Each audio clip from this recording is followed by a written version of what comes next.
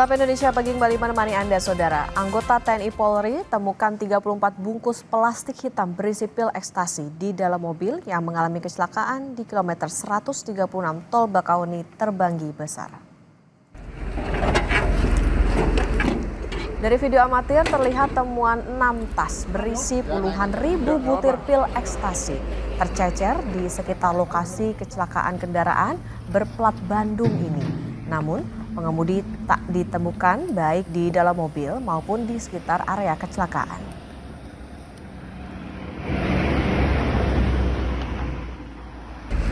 Dompet apa itu?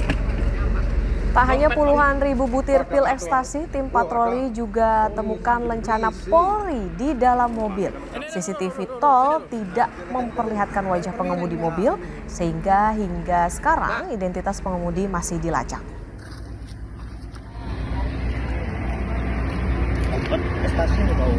Kayaknya, nggak tahu tapi. Itu patroli jam 3 jam 4 patroli lewat juga nggak ada, belum ada. Ini dugaan apa sih, Bang? Belakang truk gitu. Cuman error apa, Bang? Ya, Prediksi, Bang? ya. Kecepatan ngantuk atau dia mungkin lagi make juga karena kan ada alat hisapnya di dalam. Kita nggak menemukan lawannya dan juga nggak menemukan korban lakanya. Udah ada meriksa CCTV tol gitu, Bang? Udah ada. CCTV juga udah kita pegang tapi nggak terdetek karena dia jaraknya jauh, lokasi juga kurang pencahayaan. Otoritas Jasa Keuangan meresmikan kantor perwakilan Papua Barat dan Papua Barat Daya di Manokwari. Kehadiran OJK ini untuk meningkatkan pengawasan terhadap sektor jasa keuangan di wilayah tersebut.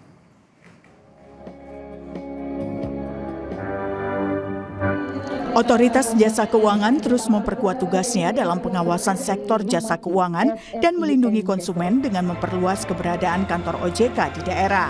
Secara resmi, Otoritas Jasa Keuangan memiliki kantor perwakilan Provinsi Papua Barat dan Papua Barat Daya yang terletak di Jalan Trans Papua Barat, Kabupaten Manokwari. Peresmian kantor ini juga merupakan komitmen OJK untuk hadir lebih dekat dengan masyarakat Papua Barat dan Papua Barat Daya dalam meningkatkan literasi dan inklusi keuangan, melindungi konsumen, serta mendorong pengembangan ekonomi daerah di kedua wilayah tersebut. Ketua Dewan Komisioner OJK Mahendra Siregar mengatakan peresmian ini sejalan dengan penguatan OJK dalam menjalankan Undang-Undang Nomor 4 Tahun 2023 tentang pengembangan dan penguatan sektor keuangan. Selain itu, OJK juga berperan untuk melindungi konsumen di sektor keuangan.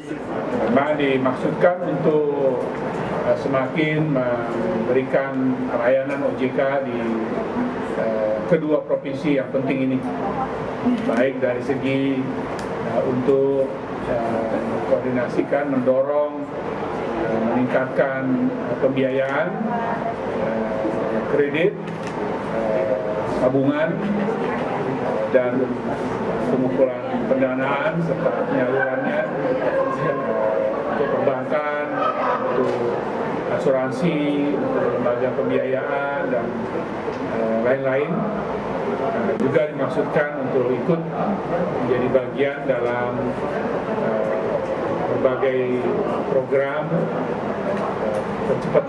percepatan pembangunan dan pertumbuhan ekonomi di Provinsi Papua Barat dan Papua Barat Daya. Gubernur Papua Barat Domingus Mandacan merespon baik kehadiran kantor perwakilan OJK di Papua Barat sehingga dapat menjaga stabilitas ekonomi khusus di sektor jasa keuangan dan mendorong pertumbuhan sektor real. Harapan besar kami kepada OJK di Provinsi Papua Barat adalah dapat menjaga stabilitas sektor jasa keuangan di Papua Barat dan Papua Barat Daya. Kami percaya bahwa kesehatan dan kinerja industri jasa keuangan yang baik akan sangat menentukan keberlanjutan pertumbuhan sektor real termasuk UMKM di Papua Barat. Dengan adanya kantor perwakilan ini, seluruh kewenangan yang sebelumnya berada di bawah kantor OJK Papua di Jayapura sudah didelegasikan sepenuhnya ke kantor perwakilan Papua Barat dan Papua Barat Daya. Jeffrey Watimuri, Kompas TV, Manokwari, Papua Barat. Sebagai wujud nyata perluasan pelayanan hingga ke ujung timur Indonesia. Saudara, hari jadi ke-79 Kabupaten Muara Enim membawa semangat bangkit sejahtera maju berkelanjutan. Kemeriahan hari ulang tahun diwarnai gebyar UMKM Koperasi dan Job Fair.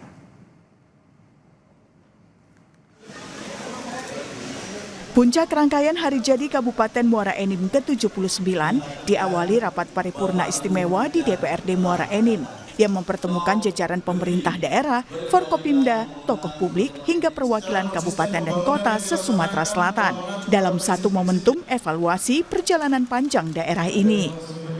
Ini menjadi ruang refleksi atas capaian pembangunan dan tantangan yang masih menanti.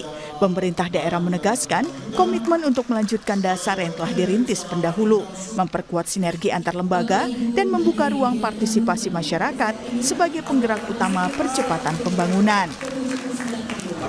Rasanya bangga sekali ya kita di ulang tahun ke-79 Muara Enim ini. Hari ini Muara Enim adalah salah satu kabupaten dengan angka kemiskinan yang sudah 1 digit.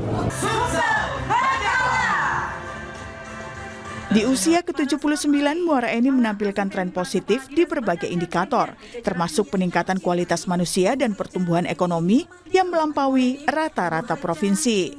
Pemerintah menekankan pentingnya pembangunan berkelanjutan, pemanfaatan teknologi hingga penguatan sektor pendidikan sebagai pijakan masa depan bumi Serasan Sekundang.